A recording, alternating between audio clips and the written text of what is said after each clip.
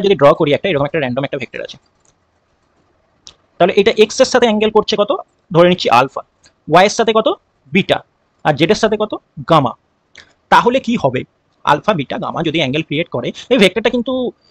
একদম Y Z প্লেনে নেই বা কোনো প্লেনে নেই, মাঝ বরাবর আছে, এটা দেখে একটু বুঝে নিতে হবে, না হলে আমি 3D তে দেখাতে পারি এটা। তো সেক্ষেত্রে যদি কারোর বুঝতে প্রবলেম হচ্ছে যে কেন হচ্ছে এরকম আলফা বিটা গামা, 3D তে তো বোঝা যাচ্ছে না, 2D প্লেনে ড্র করেছি, তো তার জন্য আমি এটাকে 3D প্লেনে দেখাতে পারি 3D গ্রাফিক্স অ্যাপ্লাই করে। তবে যে এক্স অক্ষের সাথে আলফা কোণ করেছে, গ্রিন কালারের অ্যাঙ্গেলটা হচ্ছে আলফা, তো এক্স অক্ষের সাথে কি কোণ করেছে এবার দেখা যাচ্ছে। এক্স জেড প্লেনে আমি ভেক্টরটাকে রেখেছি,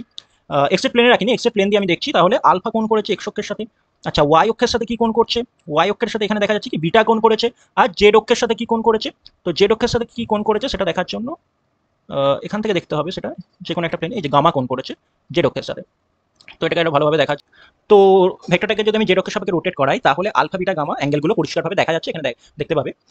তো এক্স অক্ষের সাথে যদি আলফা অ্যাঙ্গেল ক্রিয়েট করে, ওয়াই অক্ষের সাথে যদি বিটা অ্যাঙ্গেল ক্রিয়েট করে, আর জেড অক্ষের সাথে যদি গামা অ্যাঙ্গেল ক্রিয়েট করে, তাহলে ভেক্টরটা এরকম ভাবে দেখায়। আচ্ছা তো এবার তাহলে 3D তে যে কোনো একটা ভেক্টরকে আমরা কি লিখতে পারি, r cos alpha i cap plus r cos beta j cap plus r, বা সেটাকে আমরা এটাও লিখতে পারি কি আর কজ আলফা মানে তো এক্স, তাহলে X I cap plus Y J cap plus Z K cap.